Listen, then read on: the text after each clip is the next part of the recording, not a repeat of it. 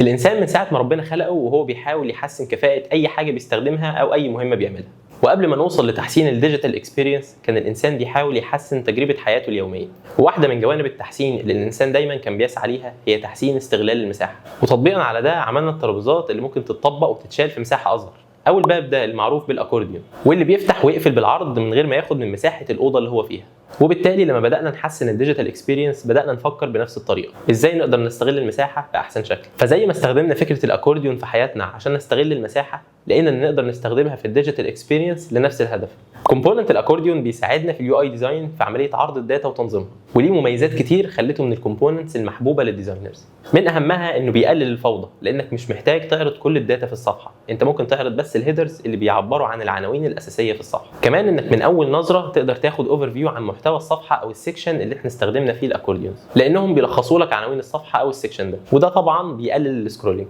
يعني من الاخر امتى استخدم الاكورديون وامتى لا؟ اولا لو كان اليوزر بيحتاج اجزاء بس من المعلومات مش كلها، زي لو انا في منيو وعايز اطلب شاورما وابيتايزرز فمش هبقى مهتم ببقيه الوجبات الثانيه وتفاصيلها، انا بس مهتم بالسكشنين دول، فهنا استخدمت الاكورديون في محله. اتنين لو كنت ماشي في بروسيس ستيب باي ستيب زي عمليه التشيك اوت، فهيكون كل اللي ظاهر لي في كل خطوه هي بس البيانات اللي انا مهتم ان انا اشوفها.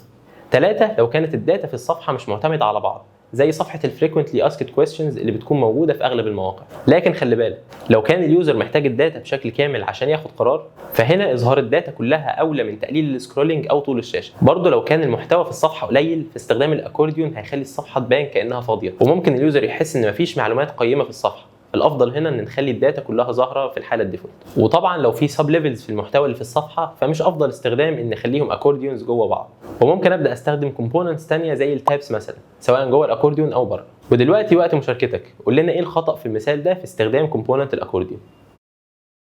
لو مهتم تعرف اكتر ما تنساش تسال عن كورس الديزاين باترنز، واعمل لنا سبسكرايب على يوتيوب وفولو على فيسبوك بيج عشان هنتكلم عن الديزاين باترنز ومواضيع ثانيه كتير.